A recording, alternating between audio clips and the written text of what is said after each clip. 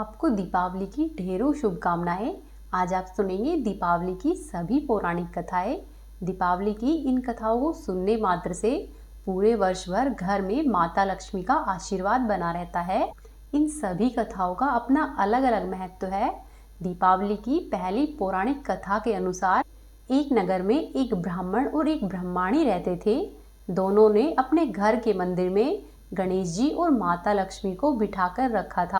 ब्राह्मण दंपत्ति नित्य प्रति उनकी सेवा और पूजा पाठ किया करते। ब्रह्माणी भोजन बनाती और ब्राह्मण उनको भोग लगाता। उनके यहाँ पर बस एक ही कमी थी कि वह दोनों आपस में छोटी छोटी बातों पर झगड़ने लग जाते। ब्रह्माणी भोजन बनाती तो ब्राह्मण को कहती कि तुम भोग लगा दो। तब ब्राह्मण कहता कि तू लगा दे, मैंने पूजा कर दी है, अब भोग तू लगाएगी। जब भगवान को सुलाने का समय होता या आरती का समय होता तो वह कहता कि तू कर दे और ब्रह्माणी कहती कि तुम कर दो। परंतु इसी तरह की नोक-झोंक के साथ दोनों का गुजारा हो रहा था।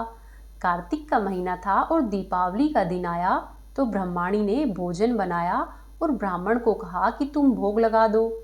इस बात पर फिर से दोनों में नोक-झोंक शुरू हो गई।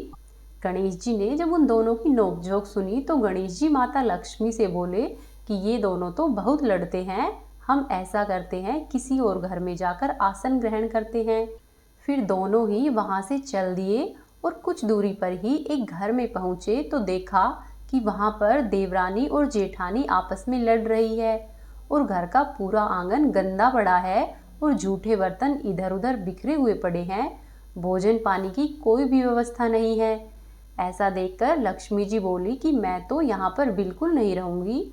फिर ऐसा कहकर माता लक्ष्मी और गणेश जी आगे चल दिए।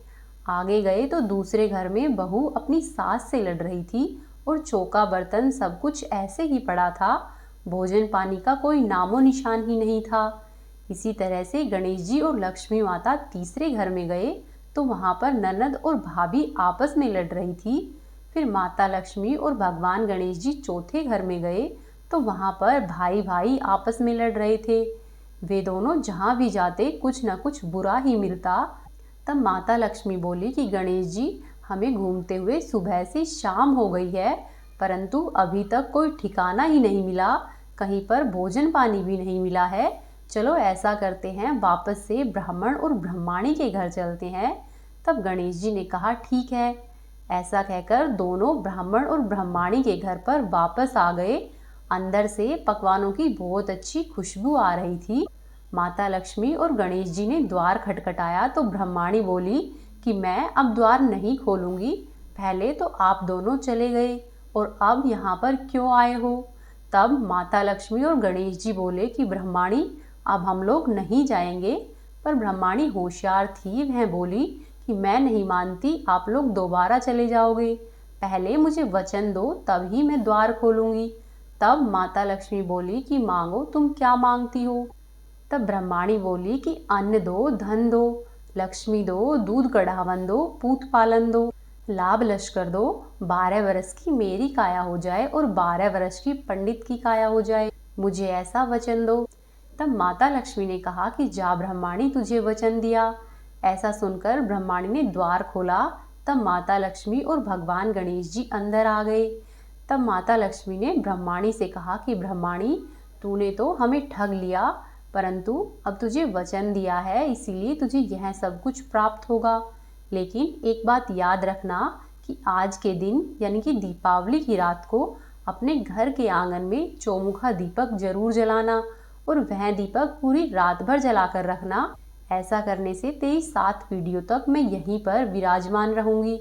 ऐसा कहकर माता लक्ष्मी और भगवान गणेश जी उस ब्राह्मण और ब्रह्माणी के घर में ही विराजमान हो गए। माता लक्ष्मी की कृपा से ब्रह्माणी का घर दिनों दिन धन और संपत्ति से भरता चला गया। सभी तरह की सुख और सुविधाएं ब्रह्माणी के घर में उपलब्ध हो गई।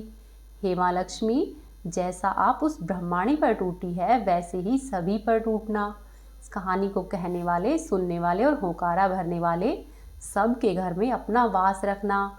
अब आप सुनिए दीपावली की दूसरी कथा। एक बार की बात है, कार्तिक माह की अमावस्या के दिन माता लक्ष्मी पृथ्वी पर विचरण कर रही थी।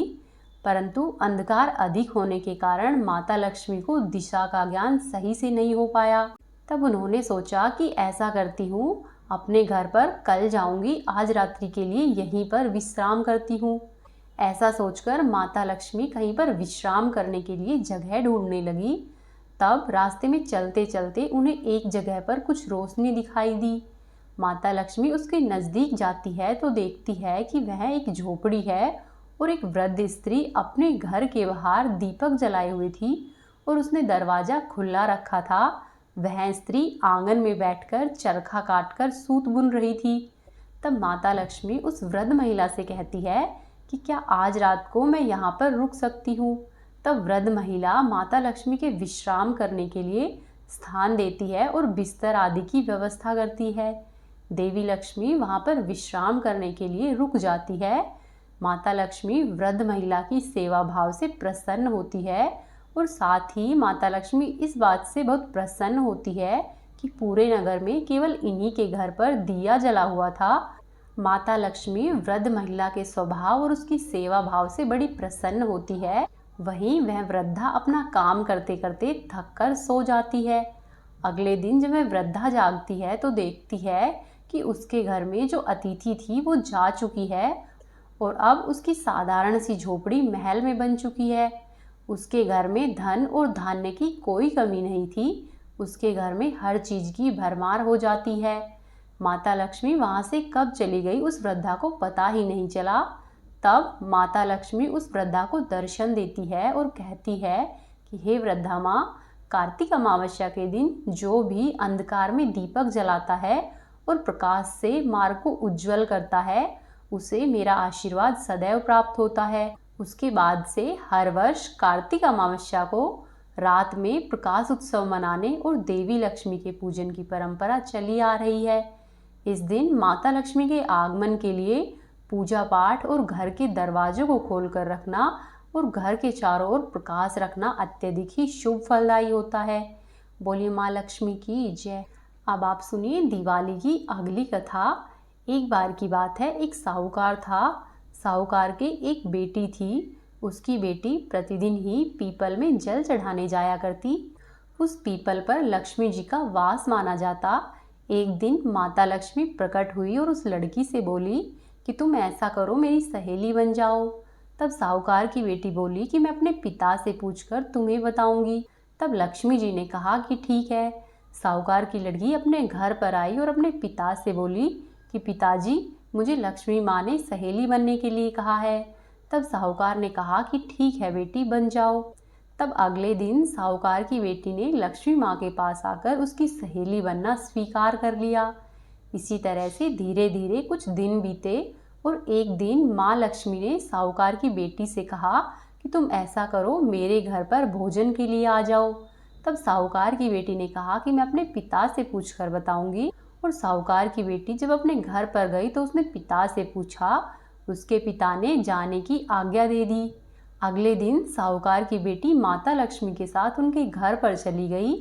तब लक्ष्मी जी ने उसे ओढ़ने के लिए शाल दुशाला दिया और सोने से बनी हुई चौकी पर अपनी सहेली को बिठाया।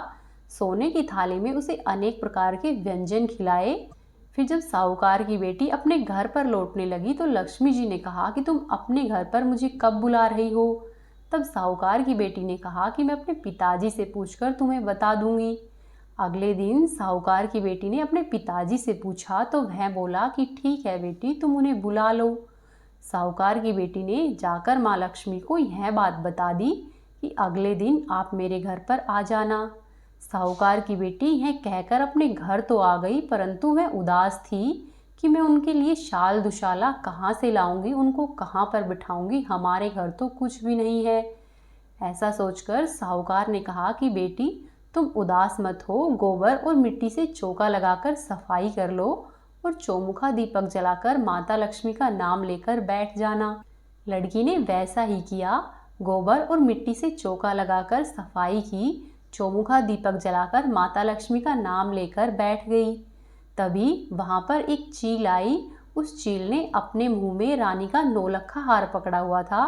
चील उस लड़की के ऊपर से जब गुजरी तो अपने हार को वहीं पर गिरा दिया।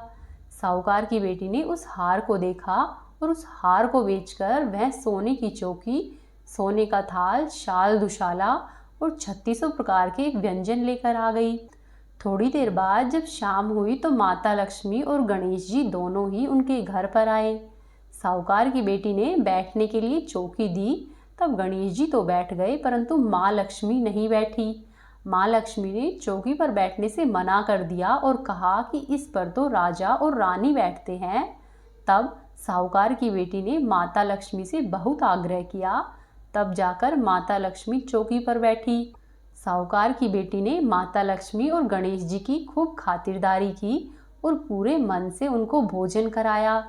तब माँ लक्ष्मी और गणेश जी बड़ा प्रसन्न हुए। तब माता लक्ष्मी ने साहूकार की बेटी को धन धान्य और सुख समृद्धि का आशीर्वाद दिया। वहीं गणेश जी ने साहूकार की बेटी को सभी संकटों से दूर रहने और सुख समृद्धि का आशीर्वाद दिया। हे माँ लक्ष्मी, जैसे आपने साहूकार की बेटी की चौकी स्वीकार की है और उसे बहुत सा धन धान्य दिया है, वैसा ही सबको देना। हे गणेश जी भगवान, जैसे आपने साहूकार की बेटी को सभी संकटों से दूर रखा है, वैसे ही सभी को संकटों से दूर रखना और उनके घर में सभी प्रकार की खुशियों को शामिल करना। जय लक्ष्मी मैया, जय गणेश जी भगवान।